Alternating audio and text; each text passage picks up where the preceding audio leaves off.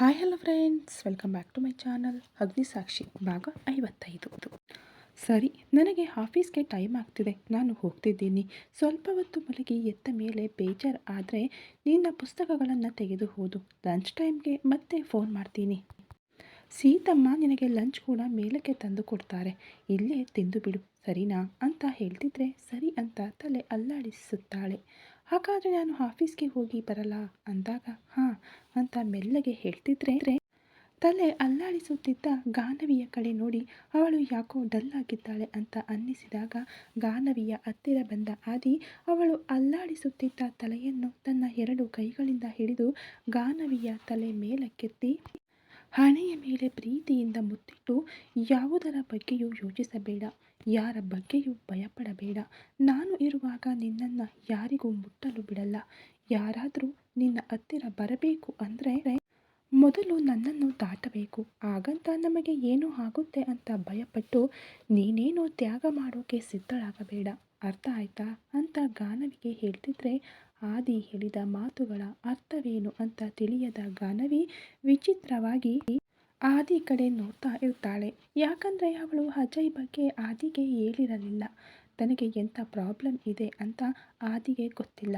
ಆದರೂ ತನ್ನನ್ನು ನೋಡಿ ಆದಿ ಎಲ್ಲ ಗೊತ್ತಿರೋ ಹಾಗೆ ಮಾತನಾಡ್ತಿದ್ರೆ ನಿನಗೆ ಏನೂ ಆಗಲ್ಲ, ನಿನಗೆ ನಾನಿದ್ದೀನಿ ಅಂತ ನಿಜವಾಗ್ಲೂ ಧೈರ್ಯ ಹೇಳ್ತಿದ್ರೆ ಮನಸ್ಸಿಗೆ ತುಂಬ ಆಯಾಗಿ ಅನ್ನಿಸಿ ಆದಿ ಕಡೆ ಆರಾಧನೆಯಿಂದ ನೋಡ್ತಾಳೆ. ತನ್ನ ಕಡೆಗೆ ಪ್ರೀತಿಯಿಂದ ನೋಡ್ತಿದ್ದ ಗಾನವಿಯನ್ನು ನೋಡಿ ಮತ್ತೊಮ್ಮೆ ನಕ್ಕು ಏನು ಹಾಗೆ ನೋಡ್ತಾ ಇದೀಯಾ ಅಂತ ಮತ್ತೆ ಅವಳನ್ನು ಈ ಲೋಕಕ್ಕೆ ತರುತ್ತಾ ಕೇಳ್ತಾನೆ ಆದಿ. ಏನಿಲ್ಲ ಅಂತ ತಡಬಡಾಯಿಸುತ್ತಾ ಹೇಳ್ತಿದ್ರೆ ನಾನು ಹೇಳಿದ್ದು ಅರ್ಥ ಆಯ್ತಲ್ವಾ? ಹುಚ್ಚು ಹುಚ್ಚು ಯೋಚನೆಗಳನ್ನು ಮನಸ್ಸಿಗೆ ಬರದಂತೆ ನೋಡಿಕೊಂಡು ಪುಸ್ತಕಗಳನ್ನು ತೆಗೆದು ಓದು. ಸ್ವಲ್ಪ ನಿನ್ನ ಓದಿನಲ್ಲಿ ಮುಳುಗಿದ್ರೆ ಯಾವ ಯೋಚನೆಗಳು ನಿನ್ನ ಹತ್ತಿರ ಸುಳಿಯಲ್ಲ ಸರಿನಾ ಅಂತ ಅಂದ ಕೂಡಲೇ ಸರಿ ಅಂತ ಕಣ್ಣು ಮಿಟುಕಿಸುತ್ತಾಳೆ ಗಾನವಿ. ಹಾಗಾದರೆ ನಾನು ಹೋಗಿ ಬರ್ತೀನಿ ಅಂತ ಹೇಳ್ತಾ ಆಫೀಸಿಗೆ ಹೋಗಲು ರೂಮಿಂದ ಹೊರಬಂದು ಮೆಟ್ಟಿಲುಗಳಿಂದ ಕೆಳಗೆ ಇಳಿಯುತ್ತಾ ಅಲ್ಲಿದ್ದ ಎಲ್ಲರನ್ನೂ ಅಬ್ಸರ್ವ್ ಮಾಡ್ತಾನೆ ಆದಿ. ಶಾಂಭವಿ ಕೂಡ ಆ ದಿನ ಲೇಟಾಗಿಯೇ ಹೇಳ್ತಾಳೆ. ಅವಳು ಹೇಳುವಷ್ಟರಲ್ಲಿ ಟೈಮ್ ತುಂಬ ಆಗಿದ್ದರಿಂದ ಗಾನವಿ ಹೇಗಿದ್ದಾಳೆ, ಅವಳ ರಿಯಾಕ್ಷನ್ ಏನು ಅಂತ ತಿಳ್ಕೋಬೇಕು ಅನ್ನೋ ಆತುರದಿಂದ ಹೊರಗೆ ಬರ್ತಾಳೆ. ಅಷ್ಟರಲ್ಲಾಗಲೇ ಡೈನಿಂಗ್ ಟೇಬಲ್ ಹತ್ತಿರ ಬ್ರೇಕ್ಫಾಸ್ಟ್ ಮಾಡೋಕೆ ಎಲ್ಲರೂ ಕೂತಿದ್ರೆ ಅವಳು ಕೂಡ ಬಂದು ಕೂರ್ತಾಳೆ. ಅಷ್ಟರಲ್ಲಿ ಗಾನವಿ ಇಲ್ಲದೆ ಆದಿ ಒಬ್ಬನೇ ಕೆಳಗೆ ಇಳಿದು ಬರ್ತಿರೋದನ್ನು ನೋಡಿದ ಅರುಂಧತಿ ಅವರು ಗಾನವಿ ಅಲ್ಲಿಯವರೆಗೂ ಕಿಚನ್ಗೆ ಬಾರದಿರುವುದನ್ನು ನೋಡಿ ಇಷ್ಟು ಲೇಟಾದರೂ ಅವಳು ಕಿಚನ್ಗೆ ಬಾರದೇ ಇರಲ್ಲ ಅಲ್ವಾ, ಏನು ಈಗಲೂ ಆದಿ ಒಬ್ಬನೇ ಕೆಳಗೆ ಬರ್ತಿದ್ದಾನೆ ಅಂದ್ಕೊಂಡು ಗಾನವಿಗೆ ಈಗ ಹೇಗಿದೆ ಆದಿ, ರಾತ್ರಿ ಹುಷಾರಿಲ್ಲವಂತೆ ಅಲ್ವಾ, ಇನ್ನೂ ಎದ್ದಿಲ್ವಾ ಅಂತ ಕೇಳ್ತಿದ್ರೆ ಇಲ್ಲ ಗ್ರಾನಿ, ಅವಳು ಚೆನ್ನಾಗೇ ಇದ್ದಾಳೆ, ಆದರೆ ಯಾಕೋ ಸ್ವಲ್ಪ ಡಲ್ ಆಗಿದ್ದಾಳೆ, ಅದಕ್ಕೆ ನಾನೇ ಅವಳನ್ನು ಕೆಳಗೆ ಬರಬೇಡ ಅಂತ ಹೇಳಿದ್ದೀನಿ, ಸ್ವಲ್ಪ ರೆಸ್ಟ್ ತಗೋ ಅಂತ ಹೇಳಿದ್ದೀನಿ. ಬ್ರೇಕ್ಫಾಸ್ಟ್ ಕೂಡ ಈಗಷ್ಟೇ ತಿಂದಳು, ಅವಳು ಇವತ್ತು ಕೆಳಗೆ ಬರಲ್ಲ ಬಿಡಿ, ಇವತ್ತಿಗೆ ಅಡುಗೆ ಸೀತಮ್ಮ ಮಾಡ್ತಾರೆ, ಅವಳನ್ನು ಸ್ವಲ್ಪ ರೆಸ್ಟ್ ತಗೊಳ್ಳೋಕ್ಕೆ ಬಿಡಿ ಅಂತ ಹೇಳ್ತಿದ್ರೆ ಅಯ್ಯೋ ಅದೇನು ಮಾತು ಆದಿ, ಅವಳಿಗೆ ಹುಷಾರಿಲ್ಲ ಅಂದರೆ ಅವಳನ್ನು ಕೆಳಗೆ ಬಂದು ಕೆಲಸ ಮಾಡು ಅಂತ ಹೇಳ್ತೀವಾ, ಅವಳು ಚೆನ್ನಾಗಿದ್ರೆ ಅಷ್ಟೇ ಸಾಕು, ಎಲ್ಲಿದ್ರೆ ಏನು. ಆದರೆ ಬೆಳಗಿಂದ ಕಾಣಿಸ್ಲಿಲ್ವಲ್ಲ, ಯಾವಾಗಲೂ ಮನೇಲಿ ಚುರುಕಾಗಿ ಓಡಾಡಿಕೊಂಡಿರೋ ಹುಡುಗಿ ಇದ್ದಕ್ಕಿದ್ದಂತೆ ಕೆಳಗೆ ಬರದೇ ಇರೋದನ್ನು ನೋಡಿ ಏನಾಯಿತು ಅಂತ ಕೇಳಿದೆ ಅಷ್ಟೇ ಅಂತಾರೆ. ಅಲ್ಲಿಯವರೆಗೂ ಆದಿ ಮಾತನಾಡಿದ ಮಾತುಗಳನ್ನೆಲ್ಲ ಕೇಳಿದ ಶಾಂಭವಿ ಈ ಲೆಕ್ಕದಲ್ಲಿ ಗಾನವಿ ಕೆಳಗೂ ಇಳಿದಿಲ್ಲ ಅಂದರೆ ಅಜಯ್ ಮಾತುಗಳಿಗೆ ತುಂಬ ಭಯಪಟ್ಟಿದ್ದಾಳೆ ಅನ್ನಿಸ್ತಿದೆ ಅಂತ ಸಂತೋಷ ಪಡುತ್ತಾ ಈ ಗಾನವಿ ಅನ್ನೋ ಪೀಡೆ ಇನ್ನೆರಡು ದಿನಗಳಲ್ಲಿ ನನ್ನನ್ನು ಬಿಟ್ಟು ಹೋಗುತ್ತೆ ಅಂತ ಆನಂದವಾಗಿ ಬ್ರೇಕ್ಫಾಸ್ಟ್ ಮಾಡ್ತಾ ಇರ್ತಾಳೆ. ಅಲ್ಲಿದ್ದ ಎಲ್ಲರ ಮುಖಗಳಲ್ಲೂ ಗಾನವಿ ಬಗ್ಗೆ ಸ್ವಲ್ಪ ಬೇಸರ ಕಾಣಿಸ್ತಿದ್ರೆ ಶಾಂಭವಿ ಮುಖದಲ್ಲಿ ಮಾತ್ರ ಕಾಣ್ತಿರೋ ಸಂತೋಷವನ್ನು ನೋಡ್ತಾ ಖಂಡಿತವಾಗಿ ಆ ಗಾನವಿ ಮಾವನಿಗೆ ಈ ಶಾಂಭವಿನೇ ಸಹಾಯ ಮಾಡ್ತಿದ್ದಾಳೆ ಅಂತ ಆದಿಗೆ ಗೊತ್ತಾಗಿಬಿಡುತ್ತೆ. ಶಾಂಭವಿಯ ಯೋಚನೆ ಗಾನವಿ ಬಗ್ಗೆ ಅಷ್ಟು ಕ್ರೂರವಾಗಿರೋದನ್ನು ನೋಡಿ ಕೋಪದಿಂದ ಶಾಂಭವಿ ಕಡೆ ನೋಡಿದ ಆದಿ ನೋಟದ ತೀಕ್ಷ್ಣತೆ ತಿಳಿಯದೆ ಖುಷಿಯಿಂದ ಆ ಬ್ರೇಕ್ಫಾಸ್ಟ್ ಮೇಲೆ ಬಿದ್ದು ಅದರ ಮೇಲೆ ದಂಡಯಾತ್ರೆ ಮಾಡ್ತಾ ತಿಂತಾ ಇರ್ತಾಳೆ ಈ ಶಾಂಭವಿ. ಲಾಭವಿಲ್ಲ, ಮನೆಯವರೇ ಗಾನವಿಗೆ ವಿರೋಧವಾಗಿ ಕೆಲಸ ಮಾಡ್ತಿದ್ದಾರೆ ಅಂತ ಅಂದ್ಕೊಂಡು ಗಾನವಿಯನ್ನು ಖಂಡಿತವಾಗಿಯೂ ಕಾಪಾಡಿಯೇ ತೀರ್ತೀನಿ ಅಂತ ಮನಸ್ಸಲ್ಲಿ ಅಂದುಕೊಳ್ಳುತ್ತಾ ನಾನು ಆಫೀಸ್ಗೆ ಹೋಗಿ ಬರ್ತೀನಿ ಗ್ರ್ಯಾನಿ ಅಂತ ಅರುಂಧತಿ ಅವರ ಹತ್ತಿರ ಆಶೀರ್ವಾದ ತಗೊಂಡು ಹೊರಗೆ ಹೊರಟು ಹೋಗ್ತಾನೆ ಆದಿ ಗಾನವಿಯ ಬಗ್ಗೆ ಹೇಳಿದ ಕೂಡಲೇ ಕಲ್ಪಾಗೆ ಮಾತ್ರ ಗಾನವಿ ಅತ್ತಿಗೆ ಹೇಗಿದ್ದಾಳೋ ಏನೋ. ಅಸಲಿಗೆ ರಾತ್ರಿ ತುಂಬ ದೊಡ್ಡ ಅಪಾಯದಿಂದ ಪಾರಾಗಿದ್ದಾರೆ. ಒಂದು ಸಲ ಅತ್ತಿಗೆಯನ್ನು ನೋಡಿ ಬರಬೇಕು ಅಂತ ಬ್ರೇಕ್ಫಾಸ್ಟ್ ಸ್ಪೀಡಾಗಿ ತಿಂತ ಫಾಸ್ಟಾಗಿ ಕಂಪ್ಲೀಟ್ ಮಾಡ್ತಿದ್ರೆ, ಏನಾಯಿತು ಕಲ್ಪ, ಯಾಕೆ ಅಷ್ಟು ಫಾಸ್ಟಾಗಿ ತಿಂತಿದ್ದೀಯಾ, ನಿಧಾನವಾಗಿ ತಿನ್ನು ಅಂತ ಶಾಂಭವಿ ಗದರಿದಾಗ, ಈ ಮಮ್ಮಿ ಒಂದು ಮನೆಯಲ್ಲಿ ಯಾವ ವಿಷಯಗಳನ್ನು ಪಟ್ಟಿಸಿಕೊಳ್ಳಲ್ಲ, ಯಾರನ್ನೂ ಪಟ್ಟಿಸಿಕೊಳ್ಳಲ್ಲ, ಆದರೆ ನನ್ನ ವಿಷಯದಲ್ಲಿ ಮಾತ್ರ ದರ್ಪ ತೋರಿಸೋಕೆ ನೋಡ್ತಾಳೆ ಅಂತ ಅಂದ್ಕೊಂಡು ಇನ್ನೂ ಅಲ್ಲಿ ಮತ್ತೆ ಅವಳ ಜೊತೆ ಜಗಳ ಮಾಡೋದು ಇಷ್ಟವಿಲ್ಲದೆ ಸರಿ ಮಮ್ಮಿ ಅಂತ ಮೆಲ್ಲಗೆ ತಿಂದು ಮೇಲಕ್ಕೆ ಹೊರಟು ಹೋಗುತ್ತಾಳೆ. ಮೇಲಕ್ಕೆ ಹೋದ ಕಲ್ಪ ತಕ್ಷಣ ಗಾನವಿಯ ರೂಮಿಗೆ ಹೋಗಿ ಗಾನವಿ ಹೇಗಿದ್ದಾಳೆ ಅಂತ ನೋಡಿದ ಕಲ್ಪಗೆ ಗಾನವಿ ರಾತ್ರಿಗಿಂತ ಸ್ವಲ್ಪ ಬೆಟರ್ ಆಗಿ ಕಾಣಿಸ್ತಿದ್ರೆ, ಅಮ್ಮಯ್ಯ ಅತ್ತಿಗೆ ಚೆನ್ನಾಗೇ ಇದ್ದಾರೆ ಅಂತ ಅಂದ್ಕೊಂಡು ಹಾಯ್ ಅತ್ತಿಗೆ ಅಂತ ಮಾತನಾಡಿಸ್ತಾಳೆ. ಅಲ್ಲಿಯವರೆಗೂ ಒಬ್ಬಳೇ ಇದ್ದ ಗಾನವಿಗೆ ಕಲ್ಪ ಬಂದು ತನ್ನನ್ನು ಮಾತನಾಡಿಸಿದ್ದರಿಂದ ಸಂತೋಷದಿಂದ ಕಲ್ಪ ಕಡೆ ನೋಡ್ತಾ, ಬಾ ಕಲ್ಪ, ಹೀಗೆ ಬಂದು ಕೂತ್ಕೋ, ಟಿಫನ್ ತಿಂದ್ಯಾ ಅಂತ ಕೇಳ್ತಿದ್ರೆ, ಹಾಂ ಅತ್ತಿಗೆ, ಈಗಷ್ಟೇ ತಿಂದೆ. ಅಣ್ಣ ನಿಮಗೆ ಹುಷಾರಿಲ್ಲ ಅಂತ ಹೇಳಿದ ಕೂಡಲೇ ಏನಾಯಿತೋ ಅಂತ ನಿಮ್ಮನ್ನು ನೋಡೋಕೆ ಬಂದೆ ಅಂತ ಹೇಳ್ತಿದ್ರೆ, ಏನೂ ಆಗಿಲ್ಲ ಕಲ್ಪ, ನಿಮ್ಮ ಅಣ್ಣ ಅನಾವಶ್ಯಕವಾಗಿ ನಿನ್ನನ್ನು ಭಯಪಡಿಸಿದ್ದಾರೆ. ನಾನು ಚೆನ್ನಾಗಿಯೇ ಇದ್ದೀನಿ ನೋಡು, ನಿನ್ನ ಕಣ್ಣೆದುರಲ್ಲೇ ಇದ್ದೀನಿ ಅಲ್ವಾ ಅಂತ ಹೇಳ್ತಿದ್ರೆ, ಈಗ ಚೆನ್ನಾಗೇ ಇದ್ದೀರಾ ಅತ್ತಿಗೆ, ಆದರೆ ರಾತ್ರಿ ನಿಮ್ಮ ಪೊಸಿಷನ್ ನೋಡಿ ನನಗೆ ಅಷ್ಟು ಭಯ ಆಯಿತು ಗೊತ್ತಾ, ನನಗೆ ಎಷ್ಟು ಭಯ ಆಯಿತು ಗೊತ್ತಾ ಅಂತ ತನ್ನ ಮನಸ್ಸಿನಲ್ಲೇ ಅಂದ್ಕೊಳ್ತಾ, ರಾತ್ರಿ ಏನು ನಡೀತು ಅಂತ ನಿಮಗೆ ನೆನಪಿದೆಯಾ ಅತ್ತಿಗೆ ಅಂತ ಕೇಳ್ತಿದ್ರೆ, ಒಮ್ಮೆಗೆ ಇಷ್ಟೆಲ್ಲ ನೆನಪಿಗೆ ಬಂದು ಕೋಪದಿಂದ ಅಷ್ಟೆಲ್ಲ ಏನೋ ಮಾಡೋಕ್ಕೆ ನೋಡಿದ್ಲು ಕಲ್ಪ, ನನಗೆ ಕುಡಿಯೋ ನೀರು ಅಂತ ಹೇಳಿ ಮದ್ದು ತಂದುಕೊಟ್ಲು, ಅದು ಮದ್ದು ಅಂತ ಗೊತ್ತಿಲ್ಲದೆ ನಾನು ಪೂರ್ತಿ ಕುಡಿದು ಬಿಟ್ಟೆ ಅಂತ ಮುಗ್ಧವಾಗಿ ಗಾನವಿ ಹೇಳ್ತಾ, ನನಗೆ ಮಧ್ಯದಲ್ಲಿ ಕಣ್ಣು ಕತ್ತಲು ಬರುವಾಗ ರೂಮ್ನಲ್ಲಿ ರೆಸ್ಟ್ ತಗೋ ಅಂತ ಎಲ್ಲಿಗೋ ಕರ್ಕೊಂಡು ಹೋದ್ಲು. ನಾನು ಅಲ್ಲಿ ನೋಡುವಷ್ಟರಲ್ಲಿ ಮೊನ್ನೆ ನಮ್ಮ ಮನೆಗೆ ಬಂದಿದ್ದ ಫಾರಿನರ್ ಕೂಡ ಆ ರೂಮ್ನಲ್ಲೇ ಇದ್ದ. ನನ್ನನ್ನು ಅವನ ಹತ್ತಿರ ಕಳಿಸೋಕೆ ನೋಡಿದ್ಲು, ಆದರೆ ಅಷ್ಟರಲ್ಲೇ ಯಾರೋ ನನ್ನನ್ನು ಪಕ್ಕಕ್ಕೆ ಎಳೆದ್ರು. ಅದು ಯಾರೋ ನನಗೆ ಗೊತ್ತಿಲ್ಲ ಅಂತ ಹೇಳ್ತಿದ್ರೆ, ಅದು ನಾನೇ ಬಿಡಿ ಅತ್ತಿಗೆ, ನಾನೇ ನಿಮ್ಮನ್ನು ಈ ಕಡೆಗೆ ಕರ್ಕೊಂಡು ಬಂದೆ ಅಂತ ಅಂದಾಗ ಕಲ್ಪ ಕಡೆ ಆಪ್ಯಾಯತೆಯಿಂದ ನೋಡ್ತಾ, ಥ್ಯಾಂಕ್ಸ್ ಕಲ್ಪ, ನೀನು ಇಲ್ಲದಿದ್ದರೆ ನಾನು ಏನಾಗಿ ಹೋಗ್ತಿದ್ದನೋ ಏನೋ ಅಂತ ಬೇಸರದಿಂದ ಹೇಳ್ತಾಳೆ ಗಾನವಿ. ಈಗೇನು ಆಗಿಲ್ಲ ಅಲ್ವಾ ಅತ್ತಿಗೆ, ನೀವು ಬೇಸರ ಪಟ್ಕೋಬೇಡಿ, ಅಷ್ಟೆಲ್ಲರ ಬಗ್ಗೆ ನಾನು ಅಣ್ಣನಿಗೆ ಹೇಳಿದ್ದೀನಿ, ಅಣ್ಣ ಅವಳ ಸಂಗತಿ ನೋಡ್ಕೋತಾನೆ, ನೀವು ಇನ್ನು ಅವಳ ವಿಷಯ ಬಿಟ್ಟು ನಿಮ್ಮ ಬಗ್ಗೆ ಯೋಚನೆ ಮಾಡಿ, ಅಣ್ಣ ಏನು ಹೇಳ್ತಾರೋ ಅದನ್ನೇ ಮಾಡಿ ಅಂತ ಹೇಳ್ತಿದ್ರೆ, ಸರಿ ಅಂತ ತಲೆ ಅಲ್ಲಾಡಿಸ್ತಾಳೆ ಗಾನವಿ ಕೂಡ. ಗಾನವಿ ಚೆನ್ನಾಗೇ ಇದ್ದಾಳೆ ಅಂತ ಅಂದ್ಕೊಂಡ ಮೇಲೆ ಟೈಮ್ ನೋಡಿದ ಕಲ್ಪಾಗೆ ಅಷ್ಟರಲ್ಲಾಗಲೇ ಕಾಲೇಜ್ ಟೈಮ್ ಆಗ್ತಿರೋದ್ರಿಂದ, ಸರಿ ಅತ್ತಿಗೆ, ನನಗೆ ಕಾಲೇಜ್ಗೆ ಟೈಮ್ ಆಗ್ತಿದೆ, ನಾನು ಮತ್ತೆ ನಿಮ್ಮನ್ನು ಸಾಯಂಕಾಲ ಭೇಟಿಯಾಗ್ತೀನಿ ಅಂತ ಹೇಳಿ ಅಲ್ಲಿಂದ ತನ್ನ ರೂಮ್ಗೆ ಹೊರಟು ಹೋಗ್ತಾಳೆ.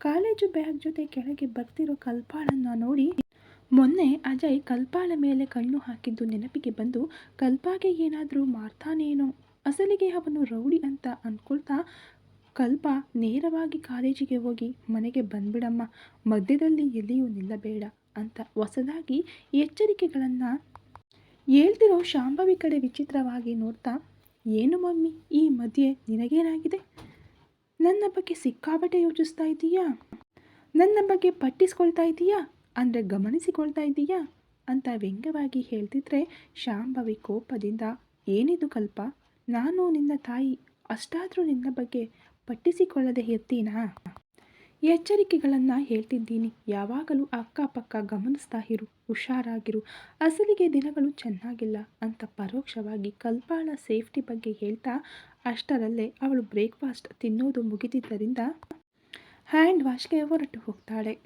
ಎಂದೂ ಇಲ್ಲದ ತಾಯಿ ಇಷ್ಟೊಂದು ಹೇಳ್ತಿರ್ತಾಳೆ ಅಂದರೆ ಅದರಲ್ಲಿ ಏನೋ ಮರ್ಮವಿದೆಯೋ ಅಂತ ಅವಳಿಗೆ ಅರ್ಥವಾಗದೆ ಬಾಯ್ ಗ್ರ್ಯಾನಿ ಅಂತ ಹೇಳುತ್ತಾ ಕಲ್ಪ ಕಾಲೇಜಿಗೆ ಹೊರಟು ಹೋಗ್ತಾಳೆ. ಆಫೀಸ್ಗೆ ಹೋದ ಹಾದಿ ತನ್ನ ಕ್ಯಾಬಿನ್ನಲ್ಲಿ ಕೂತು ದೀರ್ಘವಾಗಿ ಯೋಚಿಸ್ತಾ ಇರ್ತಾನೆ.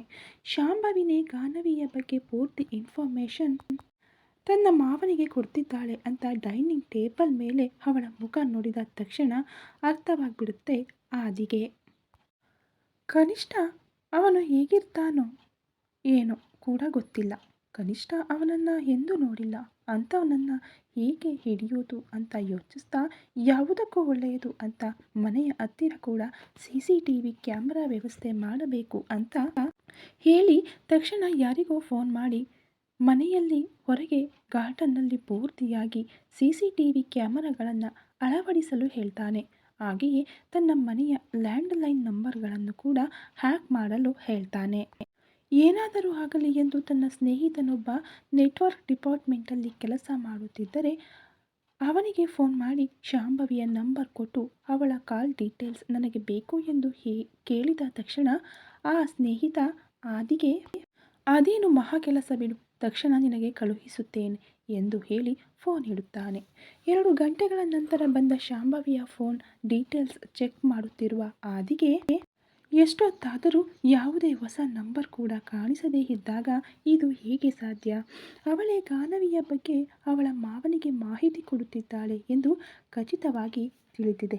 ಆದರೆ ಅವಳ ಫೋನ್ನಲ್ಲಿ ಯಾವುದೇ ಡೀಟೇಲ್ಸ್ ಸಿಗುತ್ತಿಲ್ಲ ಎಂದು ಅಂದುಕೊಳ್ಳುತ್ತಿದ್ದರೆ ಅಷ್ಟರಲ್ಲೇ ಕ್ಯಾಬಿನ್ಗೆ ಬಂದ ದೀಪಕ್ ಆದಿ ತನ್ನ ಮುಂದಿರುವ ಟೇಬಲ್ ಮೇಲಿದ್ದ ಪೇಪರ್ ವೇಟನ್ನು ಸೀರಿಯಸ್ ಆಗಿ ತಿರುಗಿಸುತ್ತಾ ಎಲ್ಲೋ ನೋಡುತ್ತಾ ಡೀಪ್ ಥಿಂಕಿಂಗ್ನಲ್ಲಿ ಇರುವುದನ್ನು ನೋಡಿ ಏನಾಯ್ತು ಎಂದು ಕೇಳುತ್ತಾನೆ. ದೀಪಕ್ ಮಾತಿಗೆ ಈ ಲೋಕಕ್ಕೆ ಬಂದ ಆದಿ ಎದುರುಗಡೆ ಇರುವ ದೀಪಕ್ನನ್ನು ನೋಡಿದ ತಕ್ಷಣ ಏನಾಯ್ತು, ಅಷ್ಟು ಡೀಪಾಗಿ ಯಾವುದರ ಬಗ್ಗೆ ಯೋಚಿಸ್ತಾ ಇದೀಯಾ ಎಂದು ಮತ್ತೆ ಮತ್ತೆ ಕೇಳುತ್ತಾನೆ ದೀಪಕ್. ಅದರಿಂದ ಪೇಪರ್ ವೇಟ್ ತಿರುಗಿಸುವುದನ್ನು ನಿಲ್ಲಿಸಿ ಕುರ್ಚಿಯಲ್ಲಿ ಹಿಂದಕ್ಕೆ ವಾಲಿದ ಆದಿ ದೀಪಕ್ನನ್ನು ತನ್ನ ಎದುರುಗಡೆ ಇರುವ ಕುರ್ಚಿಯಲ್ಲಿ ಕೂರಲು ಹೇಳಿ ಗಾನವಿ ರಾತ್ರಿ ಹೇಳಿದ ತನ್ನ ಮಾವನ ಡೀಟೇಲ್ಸ್ ಎಲ್ಲವನ್ನೂ ಹೇಳಿ ಅವನು ಗಾನವಿಯನ್ನು ಬೆದರಿಸುತ್ತಿದ್ದಾನೆ. ಮೊನ್ನೆ ಕಲ್ಪ ಕಾಲೇಜ್ ಫಂಕ್ಷನ್ಗೂ ಬಂದಿದ್ದಂತೆ. ಅಲ್ಲಿಯೂ ಗಾನವಿಯನ್ನು ಯಾರೂ ನೋಡದಂತೆ ಒಂಟಿಯಾಗಿದ್ದಾಗ ಬೆದರಿಸಿದ್ದಾನಂತೆ. ನನ್ನನ್ನು ಬಿಟ್ಟು ಅವನ ಜೊತೆ ಬರದಿದ್ದರೆ ನನ್ನನ್ನು ಸಾಯಿಸುತ್ತೇನೆ ಎಂದಿದ್ದನಂತೆ. ಈ ಹುಚ್ಚಿ ಅವನಿಗೆ ಹೆದರಿ ಅವನು ನನಗೆ ಏನಾದರೂ ಮಾಡುವ ಮುಂಚೆಯೇ ನನ್ನನ್ನು ಬಿಟ್ಟು ಹೋಗಲು ಕೂಡ ರೆಡಿಯಾಗಿದ್ದಳು. ರಾತ್ರಿ ಮದ್ಯ ಕುಡಿದ ಅಮಲಿನಲ್ಲಿ ಆ ವಿಷಯಗಳನ್ನು ಹೇಳಿದಳು. ಇಲ್ಲದಿದ್ದರೆ ಈ ವಿಷಯಗಳ್ಯಾವುವೂ ನನಗೆ ತಿಳಿಯುತ್ತಿರಲಿಲ್ಲ ಎಂದಾಗ ದೀಪಕ್ಗೆ ಆ ದಿನ ಕಲ್ಪ ಕಾಲೇಜ್ ಫಂಕ್ಷನ್ನಲ್ಲಿ ಗಾನವಿ ಡಲ್ಲಾಗಿದ್ದದ್ದು ನೆನಪಾಗಿ ಅದಕ್ಕೆ ಆ ದಿನ ಗಾನವಿ ಅಷ್ಟು ಡಲ್ಲಾಗಿದ್ದಳಾ ಎಂದು ನೆನಪಾಗಿ ಆ ದಿನ ನಾನು ಕಲ್ಪಾಳ ಕಾಲೇಜಿಗೆ ಹೋಗುವಷ್ಟರಲ್ಲಿ ಮೊದಲು ಗಾನವಿ ನನಗೆ ಎಲ್ಲೂ ಕಾಣಿಸಲಿಲ್ಲ. ತುಂಬ ಹೊತ್ತು ಹುಡುಕಿದ ನಂತರ ಒಂದು ಕಡೆ ಬೇಸರದಿಂದ ಕೆಳಗೆ ಕುಸಿದು ಅಳುತ್ತಾ ಕಾಣಿಸಿದಳು. ಆದರೆ ನಾನು ಗಾನವಿಯನ್ನು ಹಿಂದಿನಿಂದ ನೋಡಿದೆ. ನಾನು ಅವಳನ್ನು ಕರೆಯುವಷ್ಟರಲ್ಲಿ ನನಗೆ ಕಾಣಿಸದಂತೆ ತನ್ನ ಕಣ್ಣೀರು ಒರೆಸಿಕೊಂಡು ನನ್ನ ಜೊತೆ ಮಾಮೂಲಿಯಾಗಿಯೇ ಇರುವಂತೆ ವರ್ತಿಸಲು ಟ್ರೈ ಮಾಡಿದಳು. ಆದರೆ ಅವಳ ಕೆಂಪಾದ ಕಣ್ಣುಗಳನ್ನು ನೋಡಿ ನನಗೆ ಏನೋ ನಡೆದಿದೆ ಎಂದು ಅರ್ಥವಾಯಿತು. ನಾನು ಏನು ನಡೆದಿದೆ ಎಂದು ಎಷ್ಟು ಕೇಳಿದರೂ ಕೂಡ ನನಗೆ ಹೇಳಲಿಲ್ಲ. ಏನೂ ಇಲ್ಲ ಎಂದೇ ಹೇಳಿದಳು. ಆ ದಿನ ಪೂರ್ತಿ ಡಲ್ ಆಗಿಯೇ ಇದ್ದಳು ಗಾನವಿ. ತಿನ್ನಲು ಹೇಳಿದರೂ ಕೂಡ ಸರಿಯಾಗಿ ತಿನ್ನಲಿಲ್ಲ. ನಿನಗೆ ಈ ವಿಷಯ ಹೇಳೋಣ ಅಂದುಕೊಂಡೆ, ಆದರೆ ಈ ಪ್ರಾಜೆಕ್ಟ್ ವರ್ಕ್ ಪಾರ್ಟಿ ಏರ್ಪಾಡುಗಳಲ್ಲಿ ಬಿದ್ದು ಮರೆತು ಹೋದೆ ಕಣೋ, ಸಾರಿ. ಆಗಲೇ ನಿನಗೆ ಈ ವಿಷಯ ಹೇಳಿದ್ದರೆ ಗಾನವಿಯನ್ನು ನೀನು ಗಮನಿಸಿಕೊಳ್ಳುತ್ತಿದ್ದೆ ಎನ್ನುತ್ತಾನೆ. ದೀಪಕ್ ತಕ್ಷಣ ಏನೋ ಹೊಳೆದವನಂತೆ, ಅಸಲಿಗೆ ಗಾನವಿ ಮನೆಯಿಂದ ಹೊರಗೆ ಹೆಚ್ಚಾಗಿ ಬರುವುದಿಲ್ಲ ತಾನೆ? ಅಸಲಿಗೆ ಅವಳು ಕಲ್ಪಾಳ ಫಂಕ್ಷನ್ಗೆ ಬಂದಿರುವ ವಿಚಾರ ಅವನಿಗೆ ಹೇಗೆ ತಿಳಿಯಿತು ಎಂದು ಡೌಟ್ನಿಂದ ಆದಿ ಕಡೆ ನೋಡುತ್ತಾ ಕೇಳುತ್ತಿದ್ದರೆ ಅವೆಲ್ಲವನ್ನು ಶಾಂಭವಿ ಅವನಿಗೆ ತಲುಪಿಸುತ್ತಿದ್ದಾಳೆ ಎಂದು ಬೇಸರದಿಂದ ಹೇಳುತ್ತಾನೆ ಆದಿ. ಶಾಂಭವಿಯ ಹೆಸರು ಕೇಳಿದ ದೀಪಕ್ ಏನಪ್ಪ ನೀನು ಹೇಳುತ್ತಿರುವುದು ಎಂದು ಒಮ್ಮೆಲೆ ಶಾಕ್ ಆಗಿ ಕೇಳುತ್ತಿರಲು ಅದೇ ನಿಜ ಎಂದು ಬೆಳಿಗ್ಗೆ ಅಲ್ಲಿ ಗಾನವಿಯ ಬಗ್ಗೆ ತಾನು ಆಡಿದ ಮಾತುಗಳು, ಅದಕ್ಕೆ ತಕ್ಕ ಶಾಂಭವಿಯ ಎಕ್ಸ್ಪ್ರೆಷನ್ ಎಲ್ಲವನ್ನೂ ಹೇಳಿ ನನಗೆ 99% ಶಾಂಭವಿಯ ಮೇಲೆಯೇ ಅನುಮಾನವಿದೆ. ಅದಕ್ಕೆ ಅವಳ ಕಾಲ್ ಡೀಟೇಲ್ಸ್ ಕೂಡ ಚೆಕ್ ಮಾಡೋಣ ಎಂದು ತರಿಸಿದೆ. ಆದರೆ ನನಗೆ ಇದರಲ್ಲಿ ಯಾವುದೇ ಹೊಸ ನಂಬರ್ ಕೂಡ ಕಾಣಿಸುತ್ತಿಲ್ಲ. ಅಸಲಿಗೆ ಶಾಂಭವಿಗೆ ಅವನ ಬಗ್ಗೆ ಹೇಗೆ ತಿಳಿಯಿತು ಅಂತೀಯಾ ಎಂದು ಕೇಳುತ್ತಾ, ಲೇ, ನನಗೆ ತಿಳಿದಿರುವ ಒಬ್ಬ ಪ್ರೈವೇಟ್ ಡಿಟೆಕ್ಟಿವ್ ಇದ್ದಾನೆ. ಈ ವಿಷಯಗಳನ್ನು ಹೇಳಿದರೆ ಅವರೇ ಇದರ ಬಗ್ಗೆ ತಿಳಿದುಕೊಳ್ಳುತ್ತಾರೆ ಎಂದು ದೀಪಕ್ ಅನ್ನುತ್ತಿದ್ದರೆ, ಆದಿ ದೀಪಕ್ ಕಡೆ ನೋಡಿದ ತಕ್ಷಣ, ನಿಜ, ಅವರಿಗೆ ಗಾನವಿಯ ಬಗ್ಗೆ ತಿಳಿದುಕೊಳ್ಳಲು ಹೇಳು ಎಂದು ನಂಬರ್ ಕೊಟ್ಟ ತಕ್ಷಣ ಆ ನಂಬರ್ ತೆಗೆದುಕೊಳ್ಳುತ್ತಾನೆ ಆದಿ. ಸರಿಲೇ, ಇನ್ನು ನಾನು ನನ್ನ ಕ್ಯಾಬಿನ್ಗೆ ಹೋಗುತ್ತಿದ್ದೇನೆ. ಪ್ರಾಜೆಕ್ಟ್ ವರ್ಕ್ ಪೂರ್ತಿ ಹಾಗೆ ಇದೆ. ನಾನು ಹೇಳಿದರ ಬಗ್ಗೆ ಮತ್ತೊಮ್ಮೆ ಯೋಚಿಸು ಎಂದು ಅಲ್ಲಿಂದ ಹೊರಟು ಹೋಗುತ್ತಾನೆ ದೀಪಕ್ ಹೋದ ನಂತರ ಆದಿ ಅದರ ಬಗ್ಗೆ ಚೆನ್ನಾಗಿ ಯೋಚಿಸಿ, ಗಾನವಿಯನ್ನು ನಾನು ಅವಳ ಮಾವನಿಂದ ಹೇಗಾದರೂ ಕಾಪಾಡಿಕೊಳ್ಳುತ್ತೇನೆ. ಆದರೆ ಚಿಕ್ಕವಳಿದ್ದಾಗ ಗಾನವಿಯ ತಂದೆ ತಾಯಿಯನ್ನು ಕೊಂದವರು ಯಾರು?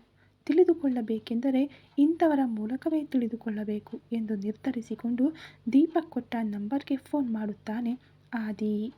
ಆ ಕಡೆಯಿಂದ ಆ ಡಿಟೆಕ್ಟಿವ್ ಫೋನ್ ಲಿಫ್ಟ್ ಮಾಡಿದ ತಕ್ಷಣ ಆದಿ ಅವನನ್ನು ಭೇಟಿಯಾಗಬೇಕು ಎಂದಾಗ ಅವನು ಹಾಗೆಯೇ ಆಗಲಿ ಎಂದು ಯಾವುದೋ ಒಂದು ಜಾಗವನ್ನು ಹೇಳಿ ಆದಿಗೆ ಬರಲು ಹೇಳುತ್ತಾನೆ. ಆದಿ ಸರಿ ಎಂದಿದ್ದರಿಂದ ಫೋನ್ ಇಡುತ್ತಾನೆ. ಆ ನಂತರ ಮತ್ತೆ ಒಮ್ಮೆ ಶಾಂಭವಿಯ ಬಗ್ಗೆ ಯೋಚಿಸುತ್ತಾ ಇದ್ದರೆ, ಶಾಂಭವಿಯ ಬಳಿ ಇನ್ನೊಂದು ಫೋನ್ ಕೂಡ ಇದೆಯೋ ಎಂಬ ಅನುಮಾನ ಬಂದು ತನ್ನ ಸ್ನೇಹಿತನಿಗೆ ಮತ್ತೆ ಕಾಲ್ ಮಾಡಿದಾಗ ಅವನು ಲಿಫ್ಟ್ ಮಾಡುತ್ತಾನೆ. ತನ್ನ ಮನೆಯಲ್ಲಿ ಎಷ್ಟು ಫೋನ್ ನಂಬರ್ಗಳು ಸೆಲ್ ಟವರ್ಗೆ ಕನೆಕ್ಟ್ ಆಗಿವೆಯೋ ಆ ಸಿಗ್ನಲ್ಗಳನ್ನು ಆಧರಿಸಿ ತನ್ನ ಮನೆಯಲ್ಲಿರುವ ಫೋನ್ ನಂಬರ್ಗಳ ಲೀಸ್ಟ್ ಪೂರ್ತಿ ಕೊಡಲು ಕೇಳಿದರೆ ಅರ್ಧ ಗಂಟೆಯಲ್ಲಿ ಕಳುಹಿಸುತ್ತೇನೆ ಎಂದು ಹೇಳುತ್ತಾನೆ ಅವನು. ಆದಿ ಓಕೆ ಎಂದು ಫೋನ್ ಇಟ್ಟು ಮತ್ತೆ ಯೋಚಿಸುತ್ತಿದ್ದರೆ, ಇಂದಿನ ದಿನ ಪಾರ್ಟಿಗೂ ಅವನು ಬಂದಿದ್ದನೆಂದು ಗಾನವಿ ಹೇಳಿದ ವಿಷಯ ನೆನಪಾಗಿ ತಕ್ಷಣ ಪಾರ್ಟಿ ನಡೆದ ಹೋಟೆಲ್ ಮ್ಯಾನೇಜ್ಮೆಂಟ್ಗೆ ಕಾಲ್ ಮಾಡಿ ಆ ದಿನದ ಪಾರ್ಟಿಯ CCTV ಫುಟೇಜ್ ಪೂರ್ತಿ ಬೇಕು ಎಂದು ಕೇಳುತ್ತಾನೆ. ಅವನು ವಿನಯದಿಂದ ಓಕೆ ಸರ್ ಎಂದು ಹೇಳಿ ಅರ್ಧ ಗಂಟೆಯಲ್ಲಿ ಫುಟೇಜ್ ಪೂರ್ತಿ ಆದಿ ಮೊಬೈಲ್ಗೆ ಕಳುಹಿಸುತ್ತಾನೆ. ಆ ದಿನ ಆದಿ ಆ ಫುಟೇಜ್ ಎಲ್ಲವನ್ನು ಜಾಗರೂಕತೆಯಿಂದ ನೋಡುತ್ತಿರುತ್ತಾನೆ. ಆಗ ಗಾನವಿ ಹೇಳಿದ ವಿಷಯವನ್ನು ನೆನಪಿಸಿಕೊಂಡು ಸರ್ವರ್ ಡ್ರೆಸ್ನಲ್ಲಿರುವ ಎಲ್ಲರ ಮುಖಗಳನ್ನು ಪರೀಕ್ಷಿಸುತ್ತಾನೆ. ಅಜಯ್ ಗಾನವಿಯನ್ನು ಭೇಟಿಯಾಗುವುದಕ್ಕಾಗಿ ಮೊದಲು ಜಾಗರೂಕತೆಯಿಂದ ಸರ್ವರ್ ವೇಷದಲ್ಲಿದ್ದರೂ ಕೂಡ ತನ್ನ ಮುಖವನ್ನು ಕವರ್ ಮಾಡಿಕೊಂಡು ಗಾನವಿಯನ್ನು CCTV ಫುಟೇಜ್ ಇಲ್ಲದ ಜಾಗದಲ್ಲಿ ಭೇಟಿಯಾಗಿ ಗಾನವಿಯನ್ನು ಎದುರಿಸುತ್ತಾನೆ. ಅದರಿಂದ ಅವನ ಮುಖ ಎಲ್ಲೂ ಕೂಡ ಕಾಣಿಸುವುದಿಲ್ಲ. ಆದರೆ ನಂತರ ಅವನು ಸರ್ವರ್ ಡ್ರೆಸ್ ತೆಗೆದು ಮಾಮೂಲಿ ಡ್ರೆಸ್ನಲ್ಲಿ ಬಂದು ಡ್ರಿಂಕ್ ಹತ್ತಿರ ಕುಡಿದು ಗಲಾಟೆ ಮಾಡುವುದು, ಸೆಕ್ಯೂರಿಟಿಯ ಜೊತೆ ಗಲಾಟೆ ಮಾಡುವುದು, ಅವೆಲ್ಲವನ್ನು ನೋಡಿ ಅವನ ಮುಖವನ್ನು ತೀಕ್ಷ್ಣವಾಗಿ ನೋಡಿ ಅವನೇ ಅಜಯ್ ಎಂದು ಅರ್ಥವಾಗಿ ಬಿಡುತ್ತದೆ ಆದಿಗೆ. ಅವನು ಕುಡಿದ ಅಮಲಿನಲ್ಲಿ ಬೊಗಳಿದ್ದನ್ನೆಲ್ಲ ಕೇಳಿದ ಆದಿಗೆ ಶಾಂಭವಿಯ ಮೇಲೆ ವಿಪರೀತವಾದ ಕೋಪ ಬರುತ್ತಿದ್ದರೆ ಆದಿ ಮುಖ ಕೋಪದಿಂದ ಕೆಂಪಗಾಗುತ್ತದೆ. ಅಸಲಿಗೆ ಗಾನವಿ ಏನು ಮಾಡಿದ್ದಾಳೆಂದು ಅವಳ ಮೇಲೆ ಅಷ್ಟು ಕೋಪ? 45ಕ್ಕೂ ಹೆಚ್ಚು ವಯಸ್ಸಾಗಿರುವವನೊಂದಿಗೆ ಗಾನವಿಯನ್ನು ಬೆದರಿಸಲು ನೋಡಿದ್ದಾಳೆಂದು ಇನ್ನಷ್ಟು ಕೋಪ ಹೆಚ್ಚಾಗುತ್ತಿರುತ್ತದೆ. ಅಷ್ಟರಲ್ಲಿ ಆದಿಯ ಸ್ನೇಹಿತ ಅವನ ಮನೆಯಲ್ಲಿರುವ ಎಲ್ಲ ಫೋನ್ ನಂಬರ್ಗಳ ಲೀಸ್ಟ್ ಆದಿಗೆ ವಾಟ್ಸಪ್ ಮೆಸೇಜ್ ಮಾಡುತ್ತಾನೆ. ಆ ನಂಬರ್ಗಳೆಲ್ಲವನ್ನು ಜಾಗರೂಕತೆಯಿಂದ ಕಂಪ್ಯೂಟರ್ನಲ್ಲಿ ಚೆಕ್ ಮಾಡಲಾಗಿ ಮನೆಯಲ್ಲಿರುವ ಫ್ಯಾಮಿಲಿ ಮೆಂಬರ್ಸ್ಗಳ ಫೋನ್ ಲೀಸ್ಟ್ ಪ್ಲಸ್ ಇನ್ನೂ ಕೆಲಸದವರ ಫೋನ್ ನಂಬರ್ಗಳಲ್ಲದೆ ಯಾವುದೋ ಹೊಸ ನಂಬರ್ ಕ್ಲಿಯರ್ ಆಗಿ ಕಾಣಿಸುತ್ತಿರುತ್ತದೆ. ತಕ್ಷಣ ಆ ನಂಬರ್ನ ಕಾಲ್ ಡೀಟೇಲ್ಸ್ ಬೇಕು ಎಂದು ಮತ್ತೆ ತನ್ನ ಸ್ನೇಹಿತನಿಗೆ ಫೋನ್ ಮಾಡುತ್ತಾನೆ. ಆ ಫೋನ್ ನಂಬರ್ನಿಂದ ಹೋದ ಕಾಲ್ ಡೀಟೇಲ್ಸ್ ಎಲ್ಲವನ್ನು ಆದಿಗೆ ಕಳುಹಿಸಿದ ತಕ್ಷಣ ಆ ರೆಕಾರ್ಡಿಂಗ್ಸ್ ಎಲ್ಲವನ್ನ ಜಾಗರೂಕತೆಯಿಂದ ಕೇಳುತ್ತಾನೆ ಆದಿ. ಅದರಲ್ಲಿ ಮೊದಲ ದಿನದಿಂದಲೂ ಕೂಡ ಶಾಂಭವಿ ಅಜಯ್ಗೆ ಫೋನ್ ಮಾಡುವುದು, ತಾನೇ ಗಾನವಿಯನ್ನು ಅಜಯ್ಗೆ ಒಪ್ಪಿಸುತ್ತೇನೆ ಎಂದು ಹೇಳುವುದು, ಗಾನವಿ ಶಾಪಿಂಗ್ ಮಾಲ್ಗೆ ಹೋದಾಗ ಡೀಟೇಲ್ಸ್ ಕೊಡುವುದು, ಅವಳು ಎಲ್ಲೆಲ್ಲಿಗೆ ಹೋಗುತ್ತಾಳೋ ಎಲ್ಲವನ್ನ ಎಳೆಯಾಗಿ ಬಿಡಿಸಿ ಹೇಳಿದ ಡೀಟೇಲ್ಸ್ ಎಲ್ಲವೂ ಇರುವುದರಿಂದ ಶಾಂಭವಿ ಎಷ್ಟರ ಮಟ್ಟಿಗೆ ಇಳಿದಿದ್ದಾಳೋ ಎಂದು ಯೋಚಿಸುತ್ತಾ ಕೋಪದಿಂದ ಕುದಿಯುತ್ತಿರುತ್ತಾನೆ ಆದಿ. ಮತ್ತೆ ತಕ್ಷಣ ಕೋಪ ಕಡಿಮೆ ಮಾಡಿಕೊಂಡು ಅವಳು ಹೇಗೆ ಬೇರೆಯವರಿಗೆ ಅನುಮಾನ ಬರದಂತೆ ತನ್ನ ಕೆಲಸ ಮುಗಿಸಲು ಅಂದುಕೊಂಡಳೋ ಅದೇ ರೀತಿ ತಾನು ಕೂಡ ಅಜಯ್ನನ್ನು ಹಿಡಿಯಬೇಕು ಅಂದುಕೊಳ್ಳುತ್ತಾನೆ ಆದಿ. ತಕ್ಷಣ ಆ ಫೋನ್ ನಂಬರ್ನಿಂದ ಹೋದ ಅಜಯ್ನ ನಂಬರನ್ನು ಟ್ರ್ಯಾಕ್ ಮಾಡಿಸಿ ಆ ನಂಬರ್ನಿಂದ ಹೋಗುವ ಪ್ರತಿಯೊಂದು ಕಾಲ್ ತನಗೆ ತಿಳಿಯಬೇಕೆಂದು ಅಜಯ್ ನಂಬರನ್ನು ಅವನು ಮಾತನಾಡುವ ಪ್ರತಿಯೊಂದು ಮಾತು ನನಗೆ ತಿಳಿಯಬೇಕೆಂದು ಅವನ ಫೋನನ್ನು ತನ್ನ ಫೋನ್ಗೆ ಕನೆಕ್ಟ್ ಮಾಡಲು ತನ್ನ ಸ್ನೇಹಿತನಿಗೆ ಹೇಳುತ್ತಾನೆ. ಆದಿಯ ಸ್ನೇಹಿತ ಓಕೆ ಎಂದಿದ್ದರಿಂದ ಅಜಯ್ ಫೋನ್ಗೆ ಬಂದು ಹೋಗುವ ಪ್ರತಿಯೊಂದು ಕಾಲ್ ತನಗೆ ಕನೆಕ್ಟ್ ಆಗುವಂತೆ ಮಾಡಿಕೊಳ್ಳುತ್ತಾನೆ ಆದಿ. ಆ ದಿನ ಸಂಜೆ ಆಫೀಸ್ನಿಂದ ಮನೆಗೆ ಹೋಗುವಾಗ ಆ ಪ್ರೈವೇಟ್ ಡಿಟೆಕ್ಟಿವನ್ನು ಭೇಟಿಯಾಗಲು ಹೋಗುತ್ತಾನೆ ಆದಿ. ಅವರನ್ನು ಯಾರೂ ಇಲ್ಲದ ಒಂದು ಜಾಗದಲ್ಲಿ ಭೇಟಿಯಾಗಿ ಗಾನವಿ ಚಿಕ್ಕವಳಿದ್ದಾಗ ತನ್ನ ಫ್ಯಾಮಿಲಿ ಬಗ್ಗೆ ಹೇಳಿದ ಡೀಟೇಲ್ಸ್ ಎಲ್ಲವನ್ನು ಹೇಳಿ ಅಸಲಿಗೆ ಯಾರು ಗಾನವಿಯ ತಂದೆ ತಾಯಿಯನ್ನು ಟಾರ್ಗೆಟ್ ಮಾಡಿದರೋ ಅವರನ್ನು ಅಸಲಿಗೆ ಏಕೆ ಕೊಂದರೋ ಎಲ್ಲವನ್ನು ತಿಳಿದುಕೊಳ್ಳಬೇಕು ಎಂದು ಹೇಳಿದ್ದರಿಂದ ಇದು ತುಂಬ ವರ್ಷಗಳ ಹಿಂದಿನ ವಿಷಯ ಸರ್, ತಿಳಿದುಕೊಳ್ಳುವುದು ಸ್ವಲ್ಪ ಕಷ್ಟವೇ, ಆದರೆ ನಾನು ತಿಳಿದುಕೊಳ್ಳುತ್ತೇನೆ ಎಂದು ಹೇಳಿ ಆದಿ ಹತ್ರ ಸ್ವಲ್ಪ ಅಮೌಂಟ್ ಅಡ್ವಾನ್ಸ್ ತೆಗೆದುಕೊಂಡು ಅಲ್ಲಿಂದ ಹೊರಟು ಹೋಗುತ್ತಾನೆ. ಆ ಡಿಟೆಕ್ಟಿವ್ ಅಲ್ಲಿಂದ ಹೋದ ನಂತರ ಆದಿ ಕೂಡ ಯಾರು ನೋಡದಂತೆ ಅಲ್ಲಿಂದ ಹೊರಟು ಹೋಗುತ್ತಾನೆ. ಈ ಕತೆ ಇನ್ನು ಮುಂದುವರಿಯುವುದು ಫ್ರೆಂಡ್ಸ್. ದಯವಿಟ್ಟು ಸ್ಟೋರಿ ಇಷ್ಟ ಆಗ್ತಾ ಇದ್ದರೆ ಲೈಕ್ ಮಾಡಿ, ಶೇರ್ ಮಾಡಿ, ಕಮೆಂಟ್ ಮಾಡಿ, ಹಾಗೆ ಸಬ್ಸ್ಕ್ರೈಬ್ ಮಾಡಿಕೊಂಡು ವಿಡಿಯೋ ನೋಡಿ. Thank you so much.